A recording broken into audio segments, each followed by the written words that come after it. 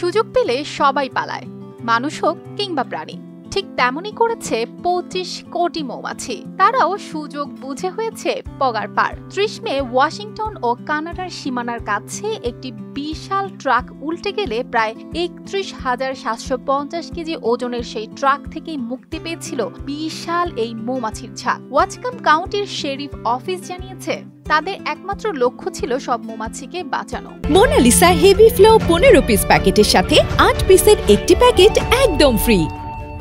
দুর্ঘটনাস্থল থেকে উদ্ধার কাজ সম্পূর্ণ না হওয়া পর্যন্ত ওই এলাকা বন্ধ রাখা হয়েছিল, যাতে মৌমাছিরা নির্বিঘ্নে তাদের নিজ নিজ গন্তব্যে ফিরতে পারে। শেরিফ অফিসের তরফ থেকে সতর্কতা দেওয়া হয় যে এখন ওই এলাকায় প্রবেশ এড়িয়ে চলতে হবে, কারণ 250 মিলিয়ন বা 25 কোটি মৌমাছি বর্তমানে মুক্ত। মৌমাছির এই বিশাল ঝাঁক গ্রামে ছড়িয়ে পড়লে বড় সমস্যা হতে পারে। স্থানীয় মৌমাছি পালনকারীরা পুলিশের সঙ্গে মিলিয়ে দুর্ঘটনাস্থলে মৌমাছির চাকগুলো পুনরায় বসানোর কাজে ঝাঁপিয়ে পড়ে। এই কাজের মাধ্যমে তারা চাইছিলেন মৌমাছিরা তাদের রানী মৌমাছির খোঁজ পেয়ে ঘরে ফিরতে পারে। তাদের আশা ছিল পরের 24 থেকে 48 ঘন্টার মধ্যে অধিকাংশ মৌমাছি তাদের আসল বাসভবনে ফিরে যাবে।